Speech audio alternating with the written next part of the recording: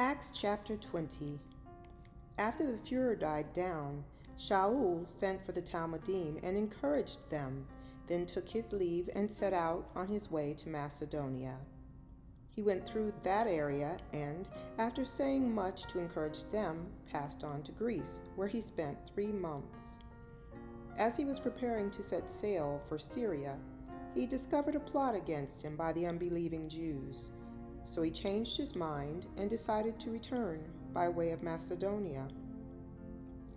Sopater from Berea, the son of Pyrrhus, accompanied him, as did Aristarchus and Secundus from Thessalonica, Gaius from Derbe, Timothy, and Tychicus and Trophimus from the province of Asia.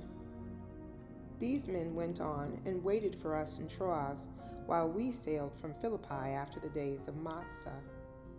5 days later, we met them in Troas, where we spent a week.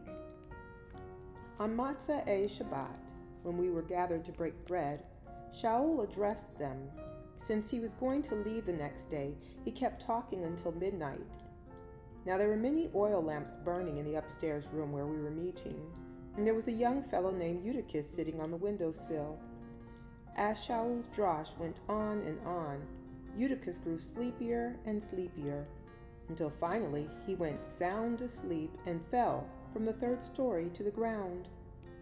When they picked him up, he was dead. But Shaul went down, threw himself onto him, put his arms around him, and said, "Don't be upset, he's alive." Then he went back upstairs, broke the bread, and ate. He continued talking with them till daylight, then left.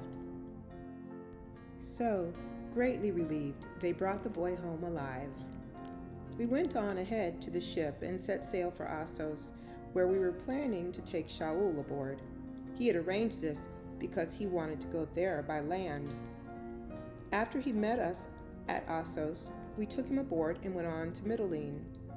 The next day, we sailed from there and arrived off Chios.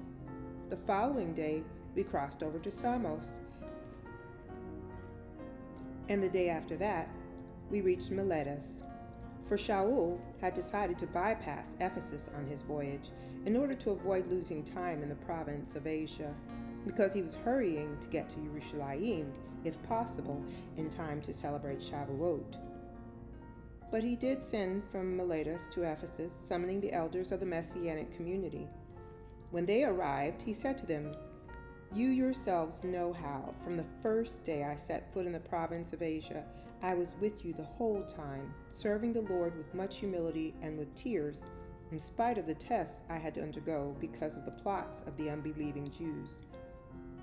You know that I held back nothing that could be helpful to you, and that I taught you both in public and from house to house, declaring with utmost seriousness the same message to Jews and Greeks alike.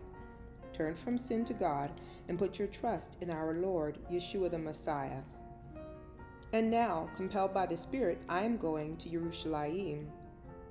I don't know what will happen to me there, other than that in every city the Ruach HaKodesh keeps warning me that imprisonment and persecution await me.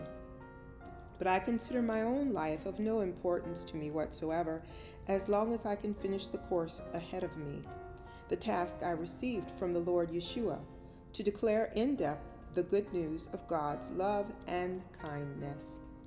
Now listen, I know that none of you people among whom I have gone about proclaiming the kingdom will ever see me again. Therefore I testify on this day that I am innocent of the blood of all, for I did not shrink from proclaiming to you the whole plan of God.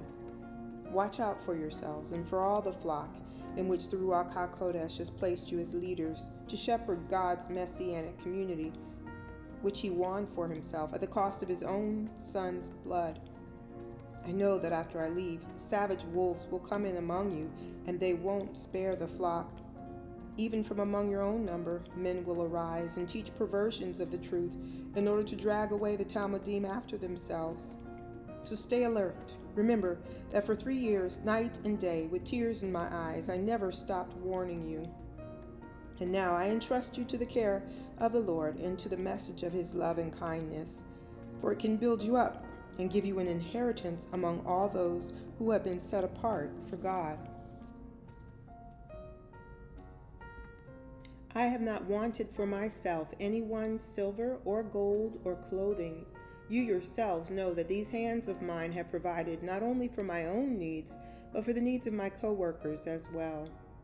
In everything I have given you an example of how, by working hard like this, you must help the weak, remembering the words of the Lord Yeshua himself. There is more happiness in giving than in receiving. When he had finished speaking, Shaul kneeled down with them all and prayed. They were all in tears as they threw their arms around his neck and kissed him farewell. What saddened them the most was his remark that they would never see him again. Then they accompanied him to the ship.